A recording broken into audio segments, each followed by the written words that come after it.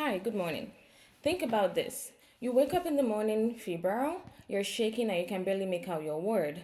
You remember the last thing you did the day before was cutting the grass outside, and you're thinking what could be possibly wrong, so you rush to the emergency room. You go to the hospital and the doctor tells you you're septic. Hi, my name is Lumi and I'll be presenting on sepsis. What is sepsis? Sepsis is a silent killer. Sepsis is one of those medical emergencies that most people outside the healthcare field do not hear about very often. Yet, it is very responsible for millions of deaths worldwide every single year. To give you perspective, according to the CDC, last year around 50 million United States citizens died of sepsis last year. That means sepsis causes more death globally than breast cancer, lung cancer, and HIV all combined. So, why don't we hear about sepsis more often? The problem is that sepsis is not a disease by itself, it's a complication of an infection. And it can progress very quickly, but that by the time it is recognized, it may already be too late. Today, I'll be walking you through what sepsis is, what causes sepsis, what happens inside the body, and who is mostly at risk for sepsis. What is sepsis? Sepsis is a life threatening organ dysfunction caused by a dysregulated body response to an infection. The infection could be a simple infection like a cold, or it could be something worse like a UTI.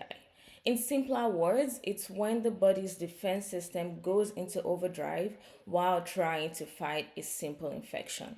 Basically, instead of only attacking the body's bacteria and viruses, it starts affecting its own tissues and organs. I'm going to give an illustration. Think of it like this. A small house fire happens, and usually when that happens, the house alarm system is supposed to activate to let the inhabitants know to find an escape. However, if this alarm system isn't working as right, the sprinkler can get activated and it can cause flooding. Now, major issue has happened, which has led to major damage. Something very simple has led to something very catastrophic. That's kind of like what sepsis is. It tries to help you, but then your organs try to help you, or your immune system tries to help you, but then it goes into overdrive and actually causes harms. So, how does sepsis start? Like I said, sepsis almost always starts as a localized infection. The common sites are big things like the lungs. Have you heard your grandma say, "Oh, she just had pneumonia. She'll be okay," but then something really bad ends up happening to her. She was probably too old, and her immune system was just didn't know exactly what it's supposed to do and went into overdrive. Sepsis can also happen in the abdomen when people have simple things like appendicitis and they don't get early treatment. The system goes into overdrive thinking the appendix is a foreign object, and then it starts affecting itself, which leads to appendicitis and probably some major abdomen injury. Although bacteria isn't the main culprit in sepsis, bacteria is not a problem, virus or fungi is not a problem. The problem is your immune system that doesn't know how to respond to this foreign object. What happens in the body? Now, let's talk about that briefly. Normally, when bacteria invade the system, the immune system releases chemicals to fight the infection.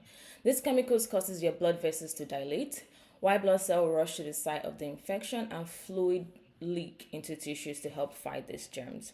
But in sepsis, the immune response doesn't stay localized. It spreads throughout the whole body. Blood vessels dilate everywhere. Your blood pressure starts to drop, and that's not very good. Think about it, your kidneys, your heart, and your lungs aren't getting the perfusion they need, meaning they will shut down soon. And that leads to what we know as multiple organ dysfunction. Anyways, this results in poor blood flows to the body and poor blood flow to your brain, your kidney, your liver, your injury, and then your heart. In the most severe stage, sepsis is called septic shock. The blood pressure drops very low even after giving fluids, and the blood pressure doesn't rise back up, and this can really lead to death. The common people who get affected are the very young and the very old because their immune system are very weak. People who also have chronic illnesses like diabetes, COPD, or even cancer are also very likely to be septic. Immunocompromised people who have HIV or AIDS are also very susceptible to sepsis. Now, what are the signs of sepsis? Early recognition of sepsis is crucial. Sepsis often starts with non-specific symptoms, which can make it very tricky. Patients may often have fever, slight chills, or sometimes even low body temperature. They might breathe rapidly or have a racing heart. As it progresses, red flags start to appear. People get confused, people get disoriented, and they cannot stay awake. Blood pressure drops, people start feeling like they can't breathe as well, and often leads to people not being able to have urine output because the kidney isn't getting perfused. I'm going to use an acronym to make it easy to remember what sepsis is. So we're going to use time. T as in temperature. If you feel like you're having a really high fever, that could be a sign of sepsis. You have a history of infection or you're predisposed to having infection. You feel like you're confused or you just feel like you're sicker than usual. What you need to do is go to the hospital. The hospital have a plan in place to treat sepsis. They see this very often and they have a diagnosing score called the SOFA score to help determine who has sepsis and who does not. In sepsis, every hour count. Research shows that antibiotics not being given increases the chances of death by 8% every hour. So when it comes to sepsis, immediate and emergent treatment is necessary. Patient will often go to the hospital and receive fluids to raise their blood pressure. They would also receive antibiotics and they would receive medication called vasopressors to help squeeze the blood vessels and to increase people's blood pressure. Source control is also important. We need to remove the source of the infection. This might mean we need to drain an abscess, we need to go to surgery to remove or treat a ruptured bowel. Treatment usually requires admission to the hospital or to the ICU if it's really bad because the organs need support.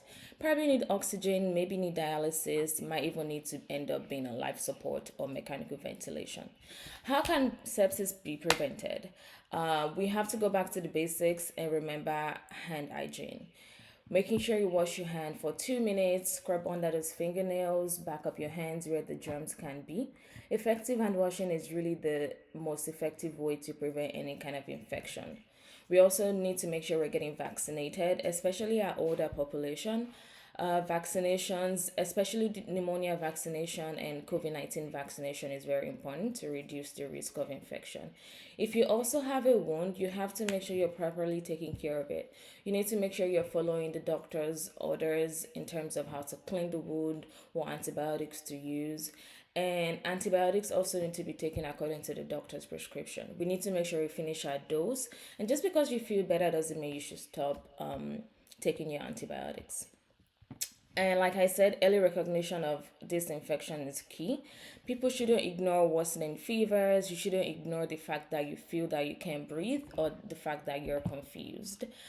Seeking early care can mean the difference between a short hospital stay and a life threatening emergency. To conclude, sepsis is not a rare event. It's a common, deadly, but often preventable condition. It is not the infection itself that kills, like I said, it's the body's overreaction. The tragedy is that many lives are lost simply because sepsis is not recognized early quick enough. By raising awareness both among healthcare practitioners and the general public, we can change this. If an infection is identified, we need to quickly seek treatment, we need to seek help, and if hospitals act quickly by giving antibiotics and fluids, survival rates can improve dramatically. Sepsis is fast, but so are we, and we need to know what to look out for. Thank you. Thank you, everybody. Um, I'm going to stop this now. Recording stopped. All right. Thank you all. Bye. Thank you, Jessica, Justin, and Jerai. Jerai, I can't see your face, but thank you.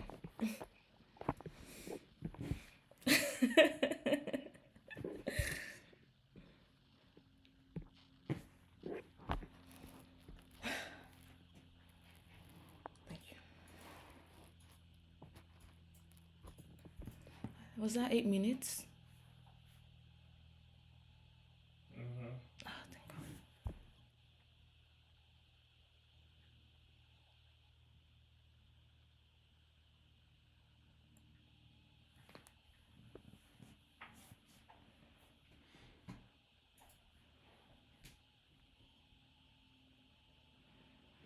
Oh my God.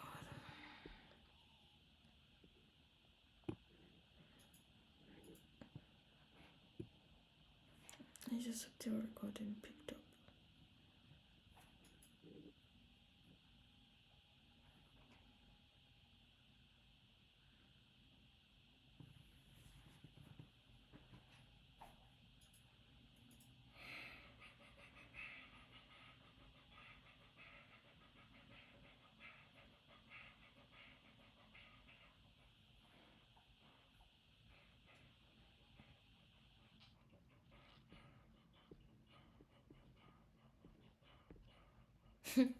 This is not a recorded audio.